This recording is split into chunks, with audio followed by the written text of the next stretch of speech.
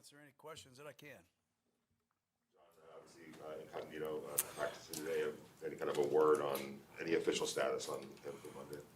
No, I don't think he's going to play, but he's getting better. I think there's a good chance he'll play in the next game. But in the time being, we'll let him get well and hope for the best.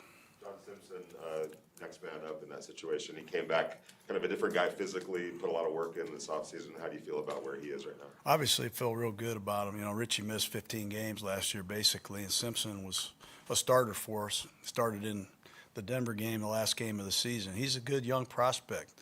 We're anxious to see our line. We know we've got 4 new starters there compared to last year at this time, but we have some players with really big upsides, and this will be a great test for them. You've been doing this a lot of years, John. When you have young players starting out, do you do something special with them to talk to them, to prepare them for that moment, especially Monday Night Football for their first game? I think Alex Leatherwood's been trained pretty good to play in front of big crowds. He's a 2-time national champion. Andre James is in his 3rd year. John Simpson's been in the big arena his whole life. So these guys are anxious to start forming their own identity.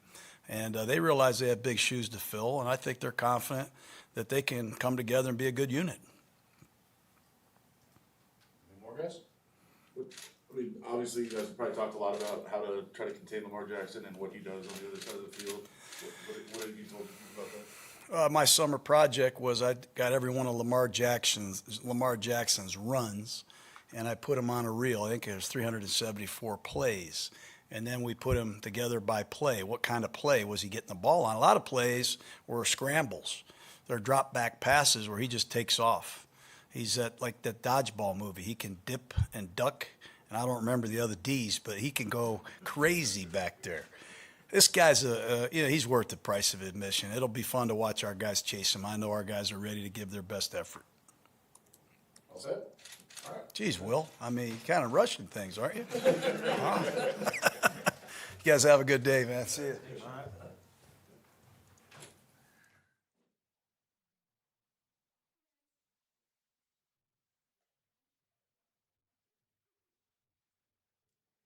Questions for Tre'von? How are you feeling just ahead of your first NFL start with it being official? Oh man, I'm excited. Weeks leading up to this, and dreaming about this your whole life. To play on a Monday night against a big time opponent is just super exciting, and just can't wait to get to it. You've obviously watched Lamar Jackson play. Yeah. And sitting from your vantage point, it's going to be important, your role in this, in stopping him. He presents so many challenges as a runner and then as a thrower. How do you kind of balance that? Right. Not being overly aggressive, trying to stop the drive. Right. Like you said, he's a dangerous quarterback. He can run the ball. So I think, we're going to have to contain him, be able to get him on the ground, second chance sacks. And then in the back end, he's like I said, he's a great runner, but he can also pass the ball. So we're going to have to be able to cover, plaster when he's scrambling, getting outside the pocket. And as long as we do that, I think we'll be able to be successful. What went into you and Abram switching up numbers today? No, that was just for fun. Just before practice, he had switched numbers with me. It was just kind of for fun, nothing too serious. How'd that conversation go, though, that it came about? Oh, he was like, he just said, "You're gonna be 2-4 today. I'm gonna be 2-5." I said, "All right, let's go, let's ride with it." Tre'von, for you as a young player, your first chance to play in the NFL, and it happens to be on Monday night. Can you just talk about the emotion of the moment? You worked so hard to get here. I look back at the time, you first start playing football and all the memories and all the times you have leading up to this moment. So, for me, it's just taking a step back and, really enjoying this time and experience, since I was a kid, just growing up thinking about this. So just taking a step back and enjoying my experience with the team. How much comfortable are you feeling in that center fielder role that you had a good amount of time to kind of familiarize yourself with that role in the team? Yeah, I'm getting more comfortable with it, as the days go by, especially with this coaching staff helping me along the way and my teammates pushing me, to be great every day. So I say every day, I think I'm just getting more confident and more comfortable in that position. How's the communication with you and the whole secondary? It's going great. That's one big thing about the secondary is just communication. If we're all wrong, we're all right. If we're all right, we're all right. So, just having that communication is key. Just make sure we understand concepts, passing game, potential runs, anything that may come up that we can talk about. You talked right after the draft, Tre'von, about wanting to get better, so I'm curious, how are you a better player today than when camp started? I would just say, just taking every detail, as critical as I can. Just making sure, like I said in previous interviews, just stacking up the days as best I can and hitting the little details on the head every day. Kind of going along with what you're saying about stacking up the days, did you expect yourself to be a rookie, like starting week 1, or is that kind of something did it just kind of come as it went? I would say it came as it went. For me, I didn't come into this thing just thinking, oh, I have to be the starter. I got to, do this, do that. For me, it was just, like I said, coming in and just being who I am, coming to work, working hard, doing my job, do what's asked of me. And, eventually, I got in this position, and I'm blessed and fortunate enough to be here. You guys all set? All right, thanks, Trevon. Sweet. Thank you. We obviously put a lot of work in this offseason. How excited are you just to kind of get this year started? It's been a long time coming. Since last season, just going into the off season, all the work I put in, and even going into camp, OTAs, mini camp, working with the guys, we're ready to face somebody else now. Going into the Ravens game, how much film have you seen on Marlon Humphrey, and what do you think about his game? Because that's the biggest challenge to you. We go back. He's an Alabama guy, so I've seen a lot of tape on him. He's an exceptional player. Arguably one of the top corners in the league, and he's a guy that he studies the game, he knows the game. Even talking to him, back at Alabama game, he's a student of the game and one that wants to get better every day. And we just have to, myself, going up against him, I just have to, use what I have and try to take advantage of what I can. Henry, how curious are you about what you're going to see on Monday night as an offense compared to how confident you are that offense is going to be pretty good on Monday night? We're pretty confident. We've been working, like I said, OTAs, mini camp. I feel like this group is, it's going to be a special group. We got a lot of camaraderie, and we're just waiting to go, put it all on the field. Henry, Coach Butch Jones at Alabama now at Arkansas State, told me that although you're quiet, your work ethic is your biggest strength. Mm-hmm.